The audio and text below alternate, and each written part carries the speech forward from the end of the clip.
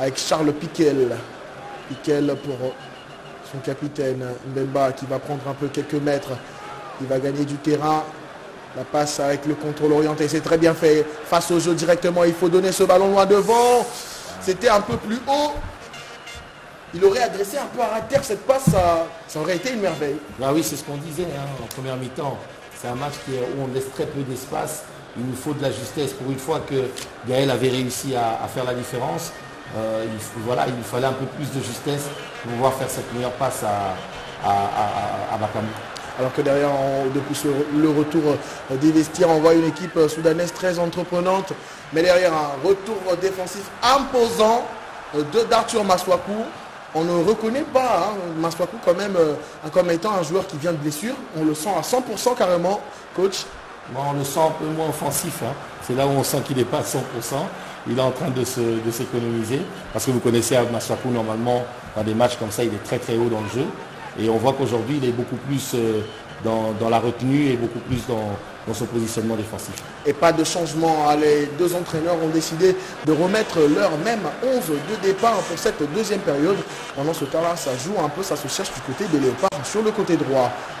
Jason temporisé pour revenir. Christian, cette deuxième période a commencé, mais on jouait également du côté des Morabitoun, bien sûr, à Nouakchott en Mauritanie. Christian, oui, la Mauritanie a carrément déclassé les gars. Oui, la Mauritanie a donc décroché sa qualification pour la phase finale de la CAN Côte d'Ivoire 2023 grâce à sa victoire 2 buts à 1 devant les Gabon. Merci à Mireille Kisseba qui nous a signifié déjà les Gabon étaient menés par 2 buts à 0. Ils ont réussi quand même à réduire. Ce n'était pas suffisant pour permettre aux Panthères de revenir. Pendant ce temps-là, Barit Hamis va effectuer cette rentrée de touche pour Abdel Gader. La bataille au milieu de terrain, mais les Soudanais qui gardent la possession de balle avec Ali. Ali qui va chercher à jouer avec qui? Alors qu'on voit c'est lire le visage crispé au niveau des tribunes, des supporters bien sûr. On va revenir un peu sur l'aire de jeu et voir ce qui se passe avec l'évolution dans le jeu.